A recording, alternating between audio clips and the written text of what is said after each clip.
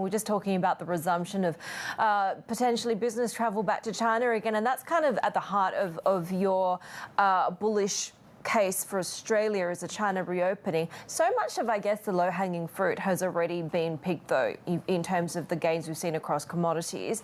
Do you still feel that enthusiastic, given that we've seen certainly the domestic Chinese rally take a breather?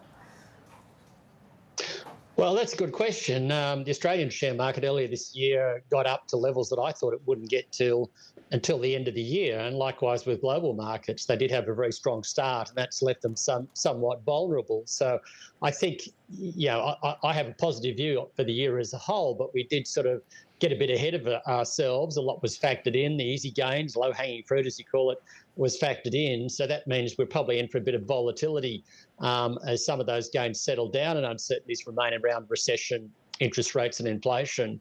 But broadly speaking, I think the big picture view is still intact, that China will see a decent reopening, a rebound in their economy with reopening that will support commodity prices, and that in turn will help the Australian share market outperform global markets yet again this year.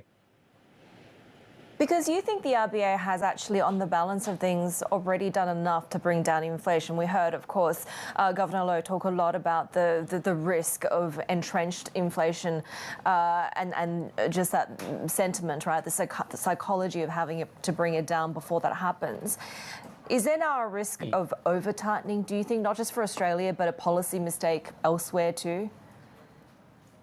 Look, that's certainly the risk. We've seen multiple rate hikes, quite aggressive compared to where we come from, and for many people it is the change that will have an impact. Last year was supported to some degree, or the negative impact of higher rates and cost of living pressures was offset by the reopening boom. That reopening boom in Australia will now start to fade. Everyone's got out there and done their revenge spending or the revenge travel, so a lot of those factors will start to fade, and we will start to see the impact of tightening. And as a consequence, I think the Reserve Bank has already done enough. It's time to have a pause. But obviously the Reserve Bank has a slightly different view on that. They think the risks are still in the camp of not doing enough. So we're almost certainly going to see another hike next month. And there's a good chance, very high chance, we'll see another one in April, or if not, then in May.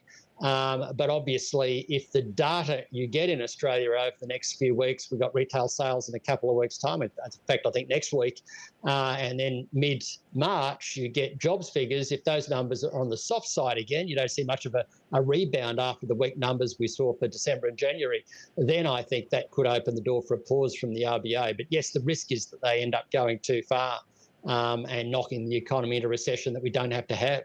Shane, what are you seeing in the earnings season right now as compared, say, to the latest earnings season here in the U.S. and what that could mean for investment opportunities going forward?